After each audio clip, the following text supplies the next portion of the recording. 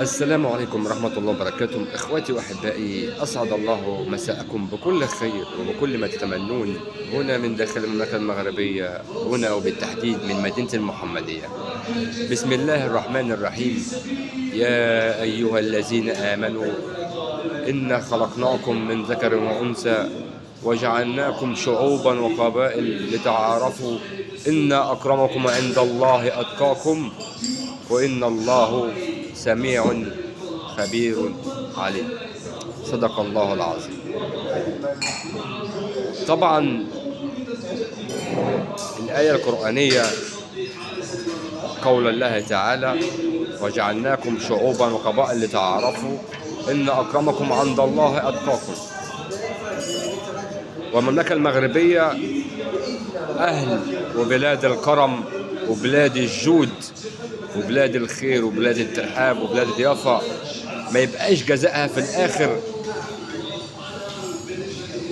زي الأحداث دي، مثلا أحداث الشغب والعنف والحقد كمشاهد انتوا بتشوفوها للأسف. إنما المؤمنون أخوة وما جزاء الإحسان إلا الإحسان.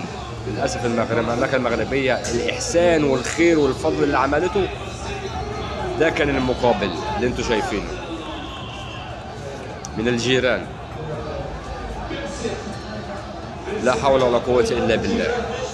ومن جهة أخرى موضوع مدرب المنتخب المصري حسام حسن وإهانته وإساءته، وده يعتبر إهانة وإساءة. لو توفرت عندكم لكان بيعلق فشله على حاجات ليس لها من الواقع. انما ما يبقاش جزاء الترحاب وحفاوة الاستقبال والتسفيه الحار والمعاملة الحسنة اللي اتعامل بيها خلال مدة تعدت 20 يوما بمدينة أكادير، ومؤازرة ومساندة 40,000 متفرج و42,000 متفرج و38,000 متفرج خلال 3 مباريات لمؤازرة المنتخب المصري. وده يبقى النتيجة أو المنتظر اللي هتنتظر المملكة المغربية. وفي نهائي كأس أفريقيا الأخوة السنغاليين، منتخب السنغالي والمؤازرين له، ما يبقاش ده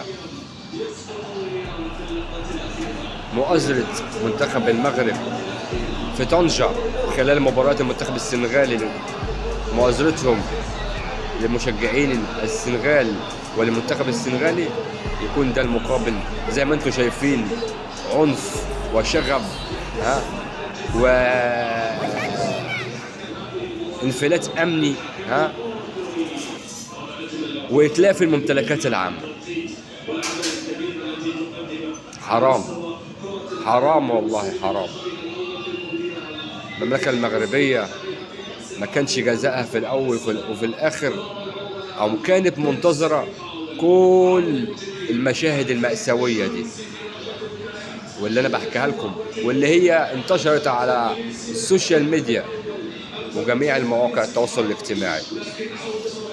واللي ما شافش شاف. ده ما بينش مدى الحقد على المملكة المغربية، ده ما بيبينش مدى الإساءة للمملكة المغربية مقابل الترحاب وحسن الضيافة والمحبة والكرم والخير اللي الشعوب دي شافته منهم. ولكن اللي هقدر أقوله لكم، وده أكيد واقع، المملكة المغربية والمنتخب المغربي أكبر من كده بكتير.